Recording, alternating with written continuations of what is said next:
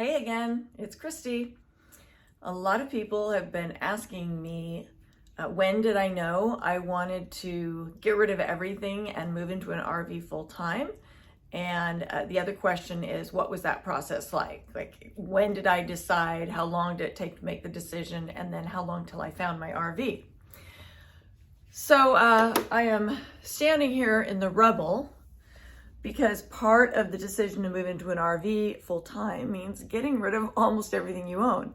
It's fully furnished, so I don't need furniture. So most of what you're looking at here is sold. The sofa is sold, the entertainment center is sold. So I'm keeping 2 televisions, kind of a retro looking electric fireplace, which actually blows out a lot of heat, and it's a lot cuter than just a basic, electric floor heater. And I love the ambiance of a fire. But I sold my bed, my dressers, pretty much everything. I kept my clothes, but not very many of them. I've kept a small amount of clothes. Also, apologies, maybe I know the quality of my videos aren't quite there yet, but once I am settled into my motorhome, I plan to find someone to do the editing for me, and my quality will go up. So please be patient, and thank you for following me anyway. It will get better. So this is what my home looks like, and I am leaving in 1 week. But as I said, there's a gal who has bought most of my furniture, and she'll be picking it up in a few days. And I'll be left with just some bins, which will go underneath my rig because it's almost 39 feet. I'm gonna have a lot of room for storage underneath. So that'll mean my kayak, my bike, and a lot of things that I don't use daily that can go underneath. So when did I decide? Well, the decision wasn't made all in one day. I became obsessed with tiny homes when my daughter mentioned them to me several years ago. And I was married at that time. And I became obsessed, and somehow I just knew I could see myself in the future in one of these. I just knew it was going to happen. So I started watching videos one after the next. And then I came across converted vans and RVs that have been updated and refurbished. And I had a whole new obsession. So I started following and watching those, and not just because I love tiny spaces, because to me it's like a little fort or a playhouse, and they seem really cozy, and I like small spaces. But I like the fact that it's a minimalist lifestyle. You don't have a lot of stuff, and I think when we have a lot of stuff, we're basically living in big storage units. I have things I haven't used or touched in years, and yet I have them. This entire room, which was my craft room, I barely ever came in here. So I'm keeping my favorite crafts, the things that I like to do.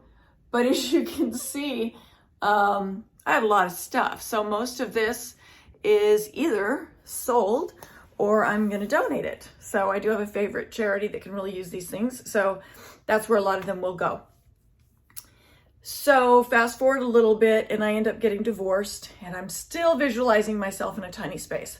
So I moved into the condo I'm in right now, and I knew it was going to be temporary, continued watching these videos, and then I started going looking at RVs, thinking if I was in an RV, I could drive around and experience different places and really decide where I wanted to be. And maybe I didn't want to be in any one place. Maybe I want to be someplace in the wintertime where it's warm and sunny, and then go someplace else in the summers that are a little more temperate and cool. That's definitely not Sacramento, where I'm at right now. Sacramento is so hot and dry in the summers, and I just don't like it. So after I started watching the RV videos, I decided to start looking at them on Facebook Marketplace.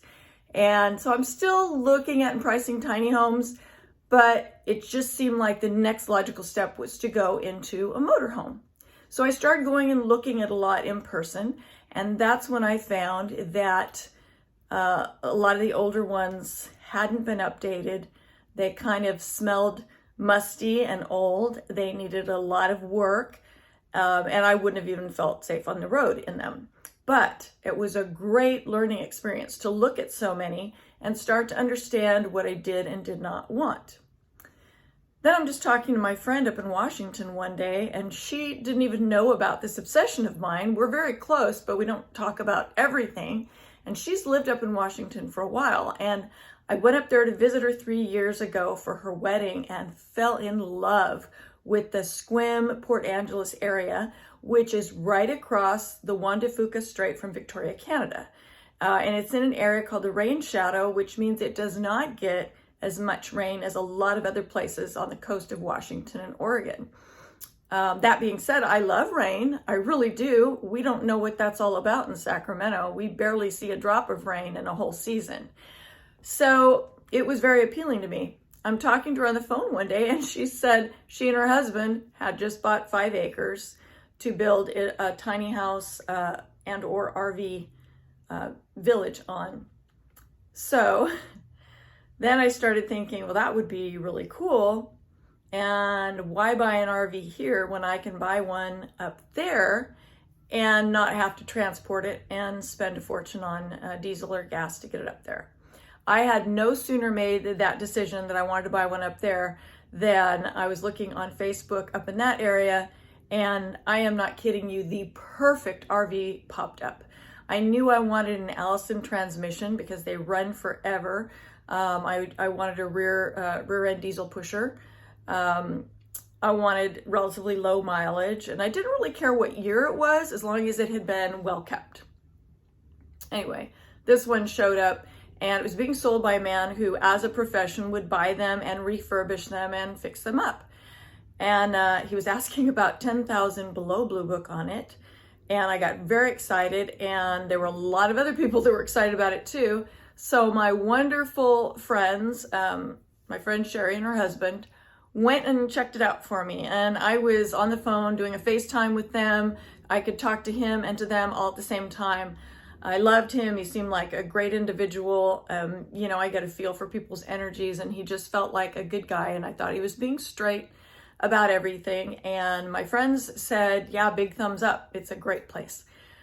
So no sooner had they, while they were looking at it, I got him on the phone and said, I want it. And because they told me that several people were calling while he was showing it to them, and they were making appointments to come and see it. So I needed to make a decision fast. And there was no reason not to. I was ready to pull the trigger at that point. So I Venmo'd him the maximum you can send on Venmo, which is $4,500. And that was to hold it. And then I went to the bank that afternoon, started a transfer. He got the rest of the money the next day, and it was mine. And so he actually drove it and delivered it to my friend's property, which is where it sits right now.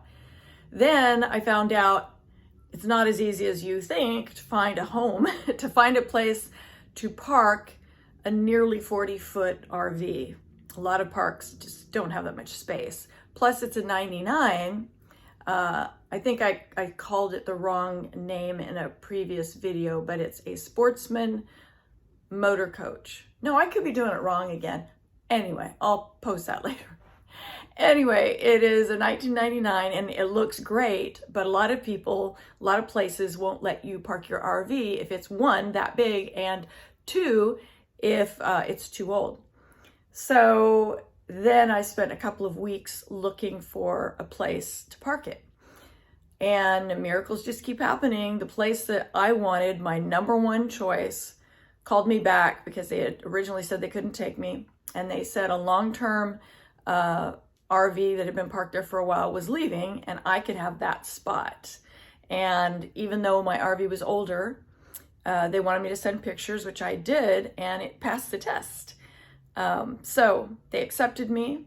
I had a place to go, and it just seemed like everything has fallen into place, because once I set my intentions on it, I just started manifesting my dream, and I believe those things truly happen. I think if we really focus on what we want, and then, we take the steps to do it. So I was doing the research, I was praying about it, I was asking the universe and God, is this right for me? And I just kept feeling like this was the thing to do. And, when this one popped up, it just seemed like a direct answer to prayers.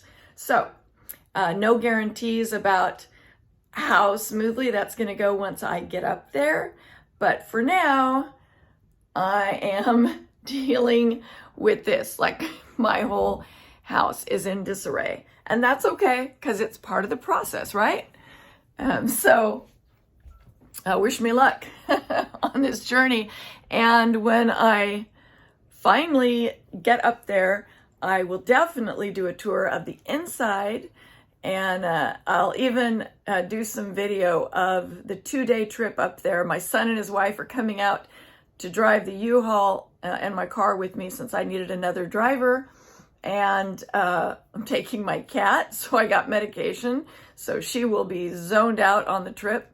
And fingers crossed we don't hit snow on either of the summits that we go over, and that everything goes smoothly. But I will keep you posted.